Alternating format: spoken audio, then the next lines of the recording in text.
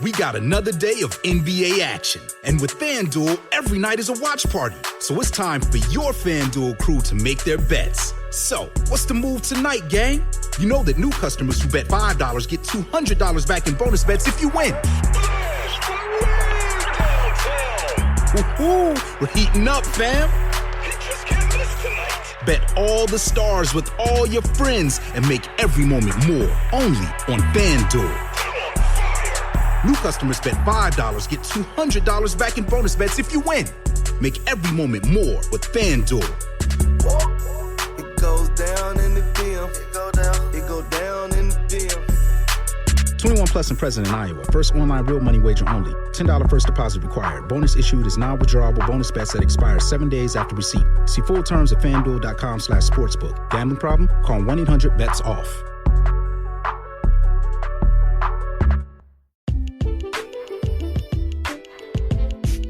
Welcome to the AI Hustle Podcast, the podcast where we break down the latest in AI news, tools, and interview experts helping you hustle and do more using AI.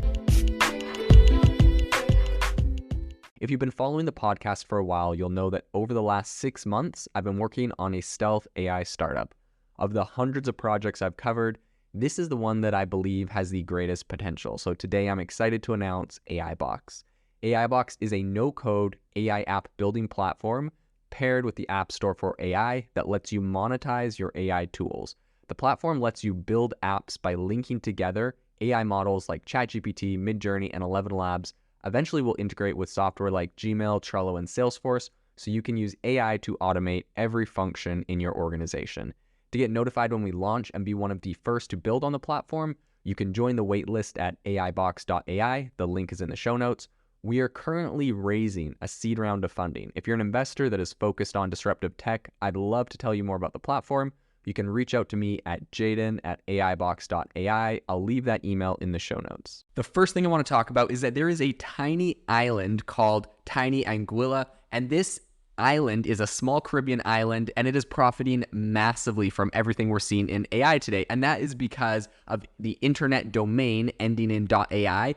To be honest, like I have a .ai, I have a couple .ai names I have for different companies, and I assumed that these actually stood for artificial intelligence. I guess this was naive, and I should have known that .ai actually stands for Anguilla, which is a Caribbean island. But because they own that and they kind of control that, they are making an absolute killing from the fact that everyone is registering these .ai domain names right now.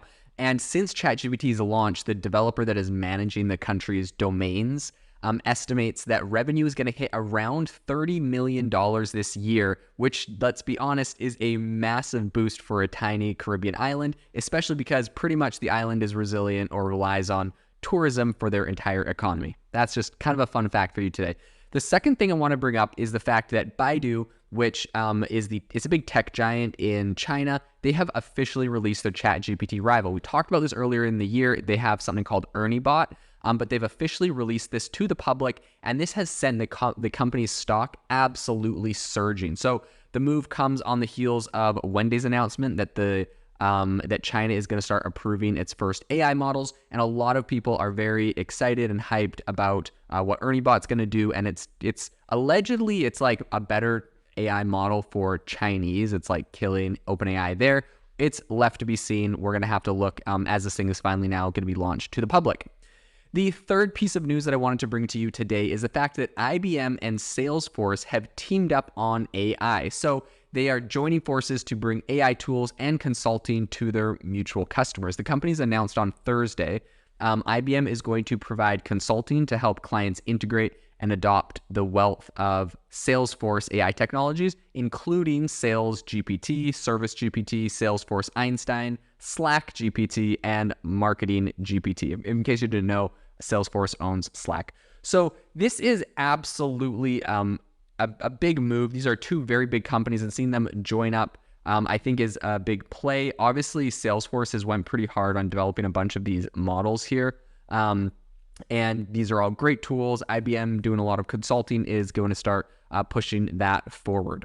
The third piece of AI news here comes from the fact, I saw this first on Twitter, but essentially X, which is, formerly Twitter, X, has updated their privacy policy and has added a mention of using X data to train AI models. This is what they've just, the phrasing they've actually added. I've seen a screenshot of the privacy policy. It says, we may use the information we collect and publicly available information to help train our machine learning or artificial intelligence models for the purposes outlined in this policy. And then, of course, it goes on to the rest of the policy.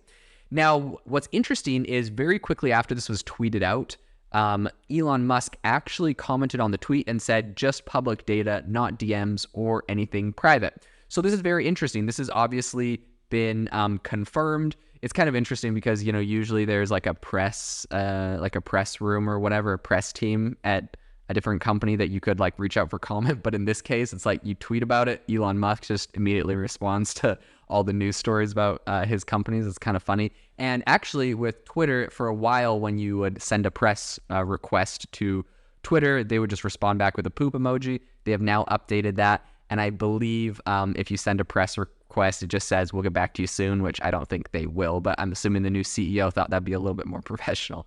In any case, the recent update in this policy, I think, really kind of indicates a shift towards a more comprehensive data collection, including biometric data and users' employment and education background. So this was actually reported recently by Bloomberg, this kind of biometric data, employment, education background collection that they're doing. And I think this move may be more than just a standard policy update. Another section released the fact that they're going to be using this for the AI stuff, like I just mentioned. And I think that this observation was brought to light by a number of different people on AI, which I think is, X, which I think is always fun that people on the platform are discovering these things and sharing them. And I think that these latest findings have captured the attention on Y Combinator's discussion forum, Hacker News. If you don't know Hacker News, you definitely should be on there. It's Y Combinator's discussion forum, but they have all sorts of breaking, trending AI and tech news like every single day, and you kind of get people's opinions on it. It's really, really, it's a solid place for news. In any case, the revised policy change is explicitly mentioned in section 2.1. It's exactly what I read earlier. But I think the plot thickens a little bit when you start to consider the ambitions of X Corp's owner, Elon Musk, in the AI sector. So Musk has, of course, also owns another company, XAI, that he launched. We've covered this in the past. And a lot of people are theorizing that the data collected by X Corp could potentially serve as a valuable resource for XAI's machine learning endeavors. This, I don't think, is speculation or conspiracy theory or anything. I think this is just kind of like in XAI when they launched XAI. They did a bunch of like press releases and stuff and like spaces and everything. I think they explicitly said like, we're going to use the X Twitter data to help us with this. So it makes a lot of sense. They have one of the biggest data sets, biggest social media platforms. It's obviously lost a massive valuation. So this is a great way to recoup costs is by, tying this to an AI company. And this goes along with the fact that they actually banned or shut off the API access of OpenAI earlier this year from using Twitter data, because previously they kind of just had the fire hose for free. So they're, shut it off. They may charge for it in the future, or maybe they just want to use it to help train their own AI models. So